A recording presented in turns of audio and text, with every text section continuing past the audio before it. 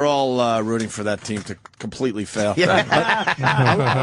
unless you live around Miami, of course. But the rest of the league is like, I'm sure Riley will be coming back to coaching soon, man. Yeah. The way they're floundering, he has to come back. Yeah, you got a super team, and it's not working so far. Yeah, but they have other problems because they have nothing in the middle.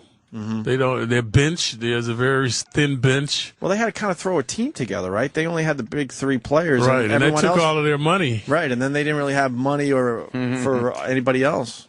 Yeah. You need that sixth man, right, Walt? Somebody to come off that bench. Yeah, you got to have 8 players. That's why the Knicks are thriving now. They've shortened the rotation to 8 players, and they're getting tangible results now. So, are you watching only what do you watch? Do you watch mostly basketball, or do you boxing, MMA? I'm all around. You watch everything? Yeah, I keep abreast of football. I love. I was a quarterback in high school, and football. I was a catcher in baseball, and so I like the game. I like boxing. I watch track and field. Yeah. Do you wish you were a football player ever? Not when I see 300-pound guys running like that, man. Yeah. No, I don't think so. Some of those quarterbacks, I don't know how they get up, man. It's unbelievable. After some of those hits. The hits this year are unbelievable. Yeah. I wanted to ask Walt about the 5 greatest players of all time. 5 greatest players, other than myself. Other than yourself. Or including yourself. You could include yourself. No one's going to laugh at that. There has been one Superman in the game. That was Wilt Chamberlain. Sure. And Bill Russell was right behind him. And I go with Robertson and West. Wow. I guess I have to throw Jordan in there. Michael has to be in there. But you're just kind of throwing him in at the end? No respect for Jordan? No, there's respect, but when it comes to the history of the game, he just squeaks in there? Yeah, Top 5? I think if he played in our era, he would not have been as dominant. Really? Why? Because we had 7-foot guys. We had 7-foot guys. There are really no centers when Michael started to dominate. Plus, the league is expanding. There are more teams, so they're not as strong. Wow, a lot of people would put Jordan either 1 or 2. Yeah, I know, but see, today, who's ever playing is the greatest. Right. If you're doing it today. So a lot of people never saw Wilt Chamberlain play. Because to me, this is the thing. Wilt Chamberlain is the only player they had to change the rules for to try to contain him. Right? When you see goaltending, that man started goaltending. Where he used to shoot the ball from the side of the basket, he'd jump up and pull it out of the air. Didn't matter where it was. Right. It could be in the cylinder pretty much. Anywhere, right. So they had to change it. That's goaltending. Then the lane, they widened the lane from 6 feet to 8 feet to keep this guy, try to contain this guy in the paint. So he's the only player that they really changed the game for, Do you think Jordan, he was obviously a great player, but do you think in the history of basketball, he's been slightly overrated compared with a lot of the guys that came a little bit before him? Only overrated because people never saw Oscar Robertson in his prime, Jerry West, Wilt Chamberlain. There's very little footage. Right. Come on, Oscar Robertson, the guy who almost averaged a triple-double for his whole career. He did it for one season. And I'm talking 25 points, 11 rebounds, 10 assists. Every game he was doing. Right. Every game. Doubles. And wasn't there no footage of Wilt? Didn't he score? Was it 100 against, I want to say 100 against points. Philly? Or am I wrong about that? The Knicks, unfortunately. I was against the Knicks. Against the Knicks when he And there was playing no for footage of that, right? There's no film of that. Not really, no. No, but there were 20,000 people there anyway that saw it. Yeah. Even though the gym only held 1,000. But everyone says they were at that game. But you can't watch it in a replay like you can all of Jordan's great plays. Wait, you didn't put Kareem in the top 5, or did you? No. Kareem is there, too. He's in the next tier with Magic. Kareem and Magic, those guys. Bird. I was going to ask about Bird. Yeah. What about Kareem's acting chops there on Airplane? He ruined it for all of you, Walt. Thought he was great. He didn't lead the way. He ruined it. He was the co-pilot. Even being in Hollywood didn't help him, man. They said the funny thing, too, is like guys like Nicholson, who's obsessed with basketball, when he would go into the Lakers locker room, all he wants to talk about is basketball, and all they want to talk about is acting. It's like, do you find that with like other celebrities on your level? They want to talk about what you do, and you want to talk about what they do?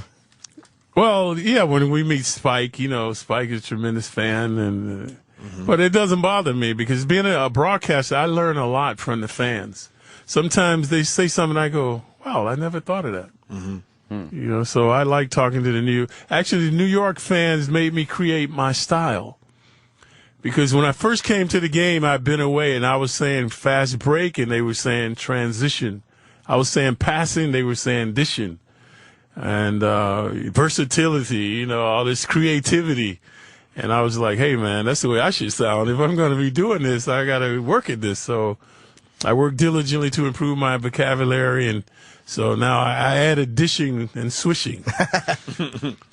So I had my own little posting and toasting, shaking and baking, wheeling and dealing. So all the things that I created from that once I improved my vocabulary. Sometimes you could catch old games on like ESPN Classic, and it really is funny to watch the evolution of the uniform, the shorts that used to just be ridiculously short and silly looking. Yeah, how do you keep your balls in those shorts? Well, that's what we're getting at. And it did look really silly. I'm surprised the ball didn't pop out on somebody. Well, look, maybe we not could have Bradley never or gotten away DeBusschere, with that but- because we guys used to grab our shorts back in the day.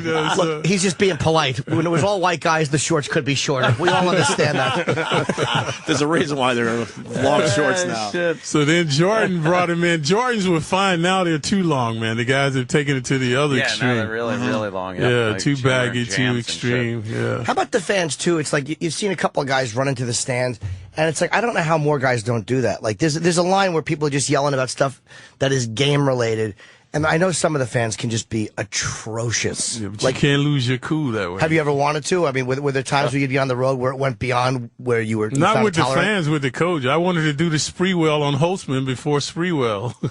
A lot of Oh, times. really? You didn't like Red Holtzman at times? Well, sometimes, man, he could make you very upset. You want to choke him, but we never He's a did. racist.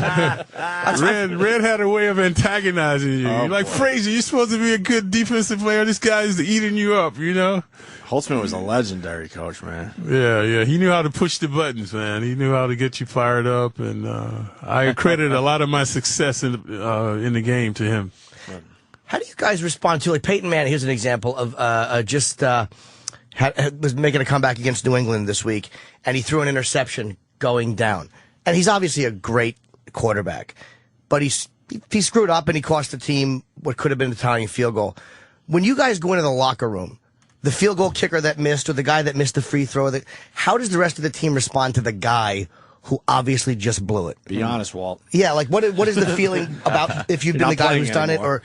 or Well, but usually they ignore you. They don't say anything. They They don't say anything. Like, and there's some guys that come over and say it's all right. The coach will usually come over and say it's all right. We'll get him the next time. I guess they know they screwed up. Why antagonize But them? today, the most unforgiving miss is a field goal kicker. Nobody has any sympathy for a field goal. Because that's this is all they all do. you do, man. that's all Right? you do? So You nobody have to be has perfect any out there. compassion for You should him never once he miss. misses. Never. Right. Especially anything now inside like the 40-yard line.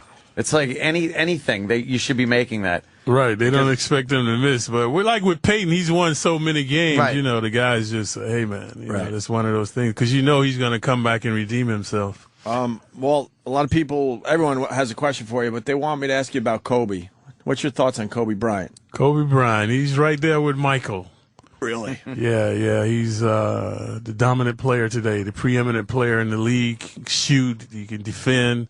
He's team oriented, so he really has no weaknesses. And the other thing, I got to get back to LeBron James. I forgot about this. What do you think of him leaving Cleveland like that?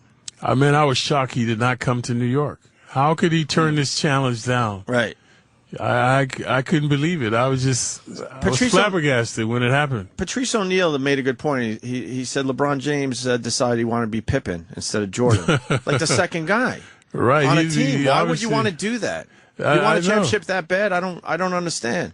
Maybe he didn't like where Cleveland was heading, but the Knicks would have been a great opportunity. Yeah, I thought if he didn't come to the Knicks, he would stay with Cleveland. They weren't that far So away. you were kind of shocked by the whole thing, I was right? shocked, man. Especially Come on, knowing about this, egos and stuff. Well, this city, we giving the guy everything already. And here, all he had to do was win one title to be Oh, my God, immortalized. can you imagine? If he wins 3 or 4 in Miami, it's not the same. Right. Because he's got Wade, he's got Bosh, he's got all these guys, so it's not going to be the same. So I think it's the New York media, too. A lot of guys don't want to come here because the New York media can be brutal. I think that scares a lot of guys away. New York's not for everybody. It's a special type of player that likes the camaraderie here, the fans, that challenge here that I was alluding to, that every other day to go out and win the game.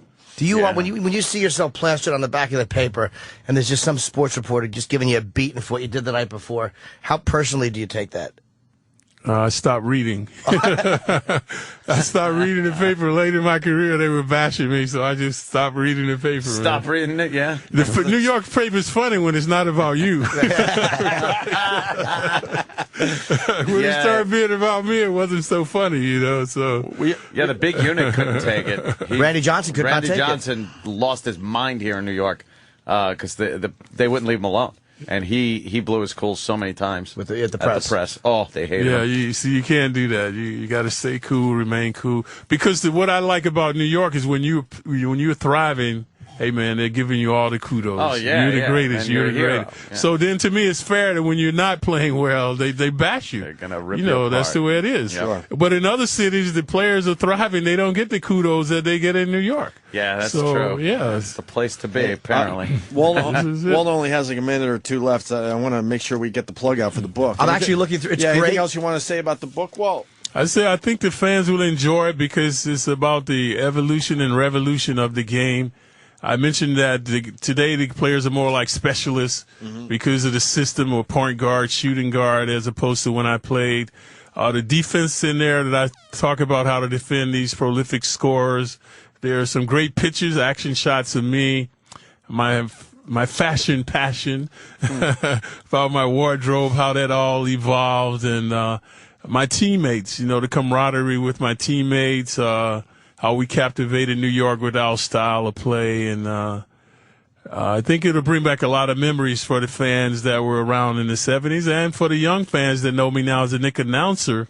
They'll get an insight into me as a ball player and a person. This is great, too, because everyone likes a lot of great photos. These are all great photos, but there's writing and photos, which is like perfect in a book. Oh, yeah.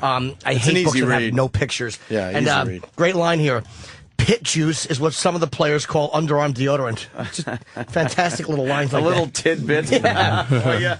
Sometimes guys forgot that pit juice, man.